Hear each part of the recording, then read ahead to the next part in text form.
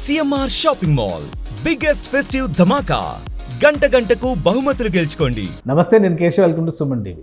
తెలుగు సినిమాకి సంబంధించి ఒక అరుదైన సందర్భం దుబాయ్లో ఆవిష్కృతమైంది. ఐఫా అవార్డ్స్ ఫంక్షన్లో భాగంగా తెలుగు తెరకి సంబంధించి ప్రముఖ హీరోలందరూ ఒకే వేదికపైకి వచ్చారు. అదే సమయంలో మెగాస్టార్ చిరంజీవి ఓ అరుదైన పురస్కారాన్ని కూడా అందుకున్నారు.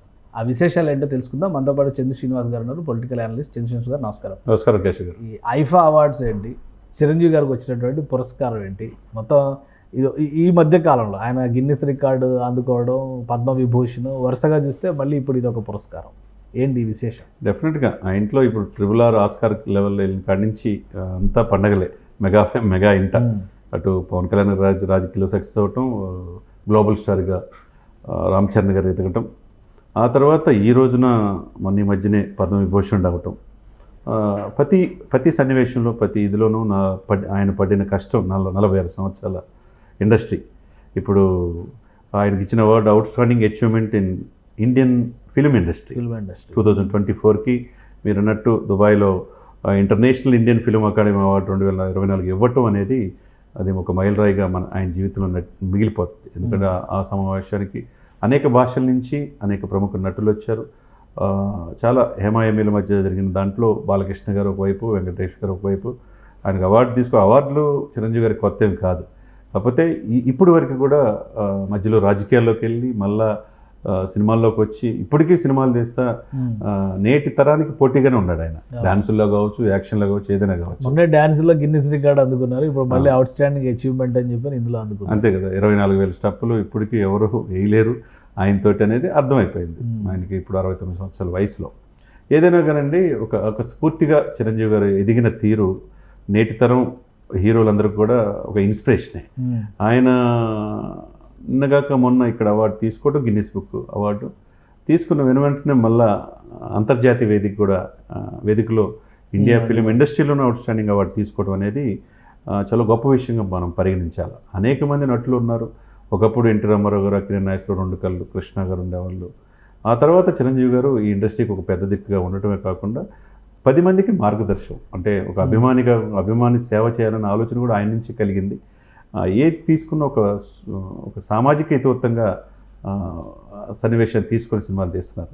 కాబట్టి ఈ రోజున అంతర్జాతీయ స్థాయిలో ప్రపంచవ్యాప్తంగా ఆయన గుర్తింపు పొందారు. సెలబ్రేషన్స్ కూడా ఫ్యామిలీతో వెళ్ళినట్టున్నారు. మనం అందరేమో ఇక్కడ అల్లు వర్సెస్ మెగా అని కొట్టుకుంటూ ఉన్నారు, అక్కడ అల్లు అరవింద్ గారు పక్కనే ఉన్నారు. అంటే కాదు, అది ఇప్పటికీ ఎవరికి అంతుపట్టని చిక్కుముడిలాగా కనపడుతుంది. చిన్న విషయాన్ని ఎందుకు ఇట్లా జరుగుతుంది ప్రతి సన్నివేశంలోని. ఆయన ఆహభావాలు, ఆయన చాలా ఎమోషన్తో గురైనట్టు కనపడుతుంది. మొన్న కూడా ఆయన గిన్నిస్ బుక్ ఎక్కినప్పుడు కూడా అల్లు అరవింద్ గారు ఉన్నారు. ఇకపోతే అంతర్జాతీయ వేదికలో కూడా నేను ఉన్నాడు. ఒక వారం ముందే ఉపాసన గారు, రామచంద్ర గారు అక్కడికి వెళ్ళారు. నేను అందరు కలిపి కుటుంబ సభ్యుల సమక్షంలో అవార్డు తీసుకోవటం. ఇంకా ఆయన సాధించాలని ఏముంది, ఆయన చాలా ఇంటర్వ్యూలో మొన్న ఈ మధ్య చెప్తున్నాడు, నేను అనుకున్న దానికంటే భగవంతుడు నాకు ఎక్కువ ఇచ్చాడు, ఇంకా ఏదైనా చేయాలన్న ఉద్దేశం, ఫిలిం ఇండస్ట్రీ కోసం ఒక స్కూల్ పెడతాను, ఒక హాస్పిటల్ పెట్టాలని నా ఆలోచన కార్యరూపం దాల్చడంలో అతి త్వరలో ముందుకు రాబోతుంది. ఏదైనా కానండి, ఆయన ఫిలిం ఇన్స్టిట్యూట్ పెడతారా చిరంజీవి గారు?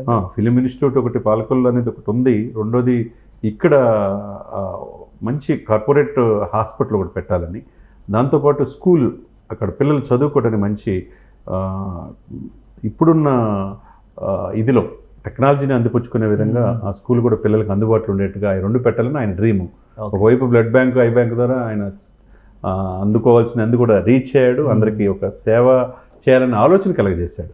కాబట్టి ఆయన తర్వాత ఆయన వారసుడిగా అవన్నీ కూడా అందిపుచ్చుకొని మెగాస్టార్ వారసుడిగా గ్లోబల్ స్టార్కి ఎదిగిన రామ్ చరణ్ ఆ బాధ్యతలన్నీ తీసుకుంటారు అనమాట.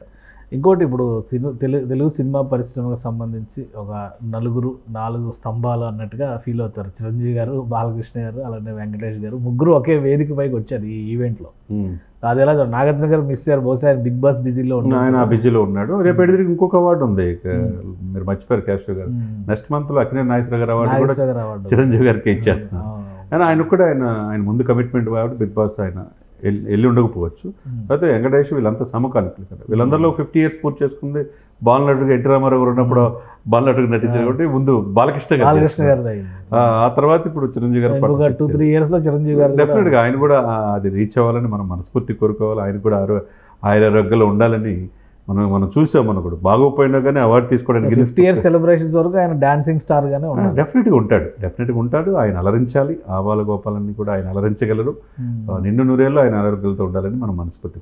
రైట్. థ్యాంక్ యూ చంద్ర శ్రీనివాస్ గారు. ఇది చిరంజీవి గారికి ఒక అరుదైన పురస్కారం ఐఫా వేడుకల్లో లభించింది. అలానే అక్కినేని పురస్కారానికి కూడా ఆయన త్వరలో అందుకోవడానికి సిద్ధమవుతున్నారు. ఇండస్ట్రీ పరంగా రావాల్సిన దానికంటే, ఆశించిన దానికంటే దేవుడు ఎక్కువ ఇచ్చారని నమ్ముతున్న చిరంజీవి గారు రాబోయేటువంటి రోజుల్లో విద్యా సంస్థల ద్వారా, అలానే ఫిలిం ఇన్స్టిట్యూట్ ద్వారా సేవలు అందించాలని ఆశిస్తున్నట్టుగా చంద్ర శ్రీనివాస్ గారు చెప్తున్నారు. ఇది స్పెషల్ డిస్కషన్. Keep watching.